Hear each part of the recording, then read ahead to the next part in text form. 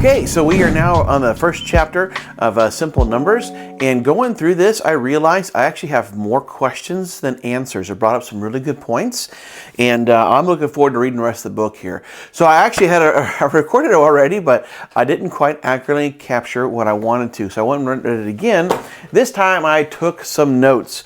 So some of the things it talks about here in chapter 1 is basically on the point of paying yourself. I had chapter 1, owner's salary, why your salary and distributions are fogging your view of net income. So if we just kept to that topic there, he had a lot of great things to say.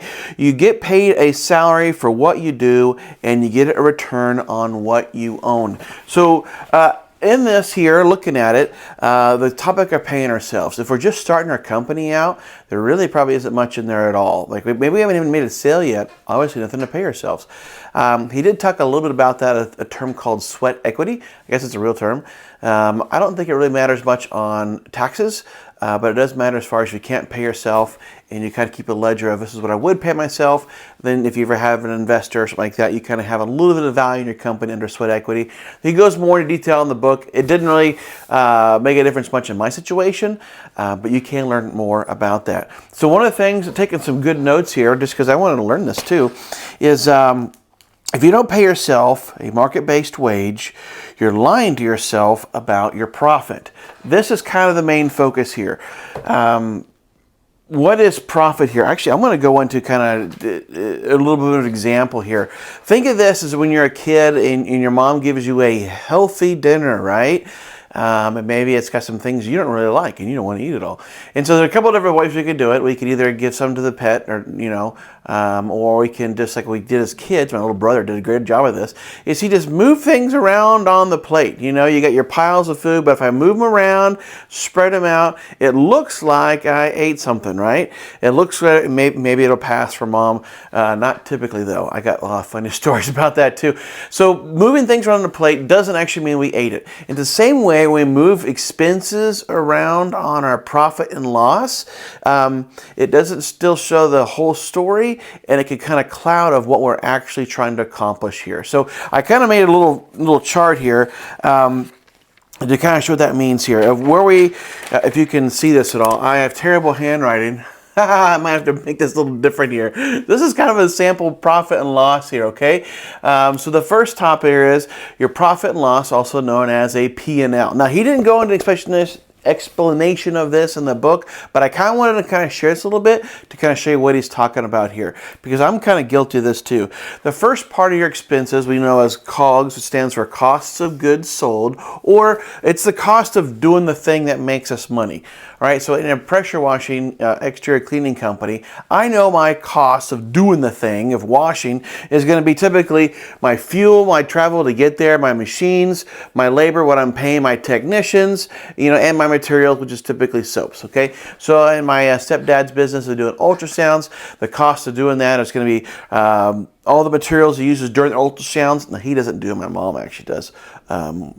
She's wonderful at it too, by the way. So the cost of doing that, and also the electricity that's being used to perform that, but their costs of goods are actually pretty minimal on those kind of things. Also, you do have a technician doing that as well, so to include in that. So that is our costs of goods. Now, from that, we get what's called our gross margin, and you can see dollar signs, right? Doing the thing, as it's in a book called E-Myth. That'll be another one. Doing the thing made us money. So we go, woohoo, we got a lot of gross money. But after that comes your expenses, the other expenses. So typically what we'd say is your COGS, cost of goods sold, is variable because whenever I do the thing, it makes me money. I have the cost, like in our business, the fuel, travel to get there, and that cost goes up and down, doesn't it? Same way in your business as well. So now you have your other expenses, which are typically, not always, but typically a fixed expense. Like we have a shop rent. We pay $2,300 a month for that. So we go, wow, that's a lot. Some of you might be going, that's a pretty good deal. So that's an expense. I also have my marketing, how much you're paying to attract customers, and also re-attract your old customers. Insurances, you got to have those. Your admin, owner's salary, utilities, subscriptions, all those things. There's more of them, of course, but those are listed as your other expenses typically.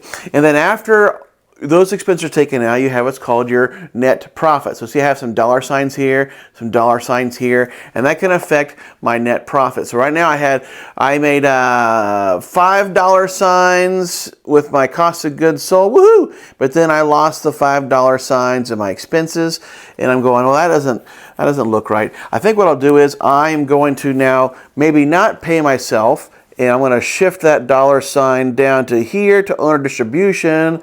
So now I can show, woo, I'm making a profit, right? Look at that. I got a dollar sign right there. That could be 5%, that could be 10%, that could be 20%. Because I shifted that expense around, because I moved the peas and carrots around my plate, it looks like no, it's not telling the whole story.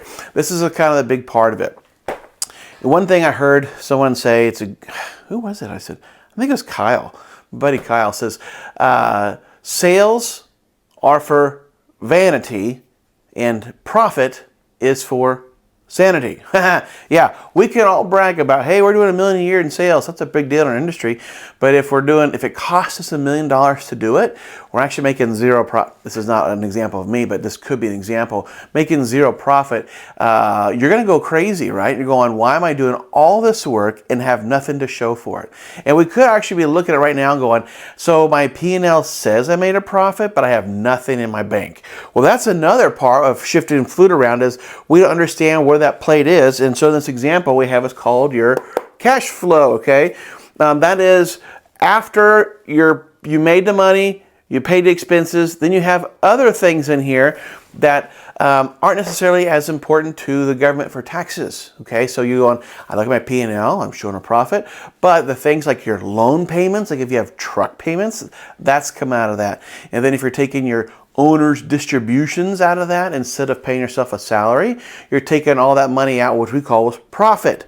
So you may not have money left over, but you showed a profit because you shifted things to the different side of the line. Do you see how maybe not paying ourselves accurately can really cloud our judgment on what we're making? Now, I thought, one of my observations is, if I know where my numbers are, I can make better decisions, right? If I know my numbers are, like in the Titanic, if we only saw the iceberg ahead of time, maybe we could have saved all that and saved the 3-hour movie too, right? So if I knew my numbers ahead of time, I can make those adjustments. That's what we do as entrepreneurs, right? So understanding paying ourselves is just one part of that. There's obviously more in the book here.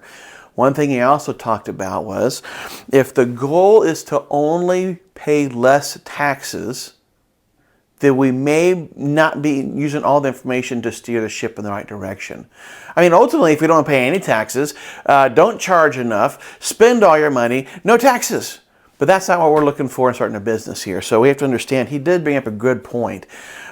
Be careful who we listen to. This is one of my big takeaways here, is I may need to evaluate my accountant. So when I first got started, I used the cheapest tax preparer I could. We all do that, right? Hey, if you only charge $75 to my business tax, that's pretty good. What kind of advice do you think you get with a $75 person? Not the best, right? Or now I started charging me different persons like $300. Whoa, that's right. I got a little better advice, but is that the right kind of advice I might need to say, I want this family to be around, for my whole life. This is how I'm going to feed my family. I need better advice. Well, sometimes advice is going to cost you a lot more. So after that, I went to that accountant. Then then I started paying a lot more in taxes. Like, I don't understand what's going on. And another person said, you may need to change your legal structure. I'm not going to go into more detail about that though. But when a person first starts out, it could be a sole proprietorship.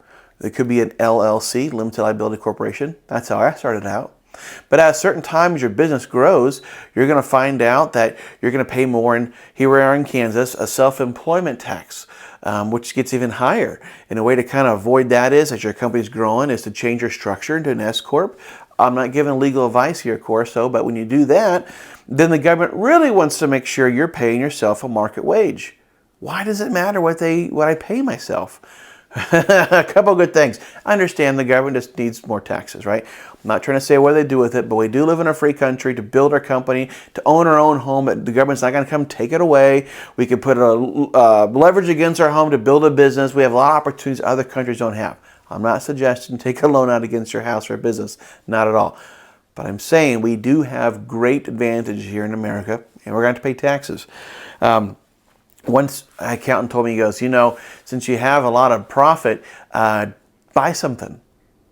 Well, that sounds exciting, right? I could buy something right now, but if I don't really need it, I'm just spending more money. So if I spend all my money to not pay taxes, that's not really the best advice either. So be careful when you hear that, and just understand that maybe they're making the decision like we would as an employee, right? If I just had more deductions, I pay less taxes as an employee. But as a business owner, our goal is to make more money than an employee, so we need to think a little bit differently on that. And then right now, my accountant, I really only see him maybe once or twice a year. Now, he charges a lot more, and he does have access to my QuickBooks, so he's able to make observations a little faster. And one of the things we did change is how we taxed ourselves. And that did avoid the self-employment tax. So it was a little bit of strategy to how to pay less taxes, but really it's how to prepare for the future. And then as you start making more profit dollars, there's going to be some other things.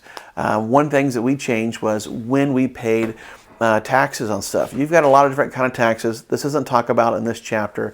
We'll kind of cover more about that. But one thing we changed was instead of filing yearly, we went to a quarterly for taxes. We went to a monthly. On our payroll, we switched to a company that took out the payroll taxes weekly, put in a little holding, and then they pay that all. We had all that money set aside to pay our payroll taxes. We don't want to get behind on those things. That's about budgeting, not really in this chapter right now, but just kind of think that. So my thought is I might need to talk to my accountant to find out how I can meet with him more often, to make a better plan. It's also going to help me understand if I need to evaluate, if I need to get into the realm of maybe a tax attorney. That's going to help me long-term in the future as we're growing our company. But be careful who we talk to, because the cheap guy is just going to give us cheap advice, and that's not going to be helpful long run. Now, a good question he brought up in this book is, what if I pay myself and we can't afford it? Golly, I know what that's like. But that's a good indication. If I can't pay myself right now, that's a good indication of either we're just starting out, or I've made some wrong decisions, I need to make adjustments, or I'm not going to be in business much longer. Why do the term most businesses fail? I like to think it's because they don't have the right information to make those changes. If we knew that running into it, we're not going to have, in the old days of old settlers, I always like to look history here. If I knew that winter was coming and I wasn't prepared enough to have enough firewood, I could freeze to death here, especially in Kansas when it gets down below negative temperatures, or sometimes we get a surprise spring and then it goes back into negative temperatures. But if I was prepared ahead enough time, my family could starve to death. Knowing your numbers ahead of time, we'll be able to do that. Plus, one good point he brought up in the book is, what if now we're paying ourselves a market-based wage? He uses that term. The government looks at that too, by the way, because if you don't pay yourself enough and take more draws, like in this example, I pay a small salary, take more out down here, or it's tax-free, well, we run the risk of getting audited. Not good. I've not had it happen. Lord, please, I don't want to ever have it happen.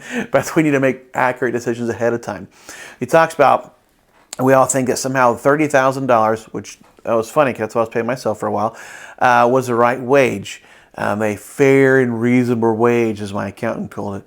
Well, that would basically, what it means fair is, what if I got in a car accident?